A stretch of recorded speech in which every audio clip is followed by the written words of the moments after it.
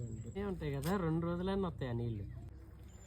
Hi అండి, మనం ఈరోజు గార్డెన్లో ఉన్న టేకు మొక్కలు వేసాం కదా. ఇక్కడ ఒక 42 మొక్కలు బతికినాయి. మనం మొత్తం 45 వేస్తే ఈ టేకు మొక్కలకి ఈ విధంగా మనం బాటిల్తో ఇక్కడ 3 రంధ్రాలు చేసుకొని, చిన్న సూత్తో 3 రంధ్రాలు చేసుకొని, ఏ బాటిల్ అయినా, పాత బాటిల్ అయినా, చిన్న బాటిల్ అయినా, పెద్ద బాటిల్ అయినా కానీ ఇక్కడ చిన్న రంధ్రాలు 3 వేసుకొని మనం చెట్టుకి ఒక కర్ర సాయంతో మనం చుట్టేసుకుంటే, రాని చూపిస్తా, వేసుకుంటే అవి జరగమ్మ తల్లి, అప్పుడు ఒక్కొక్క చుక్క పడుకుంటూ మనకి 2 రోజులు 3 రోజులైనా, ఒక వారం పాటు అయినా కానీ నీళ్ళు పోయకుండా ఏం కాదనమాట.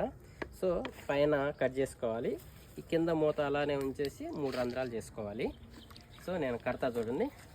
ఇక్కడ ఈ గడ్డపారతో ఒక గాత వేసాను అనమాట. ఈ కర్ర లోపలికి వేసేసి మొత్తం మట్టి వేసేసాను. నెక్స్ట్ వచ్చేసి దీన్ని కట్టేస్తా చూడండి. ఇలా పెట్టేసి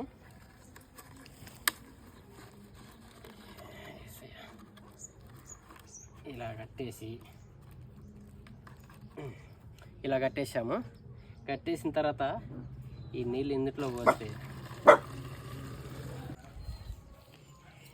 చూపెట్టే కింద కూర్చొని చూపెట్టే ఆ విధంగా ఒక్కొక్క చుక్క పడతాయి అనమాట. ఓకే, ఇప్పుడు అటు చూపెట్టి ఇప్పుడు ఆ 41 మొక్కలు కూడా మనం ఆ విధంగా కట్టాలి. ఓకే బాయ్, చూపెట్టి బాయ్.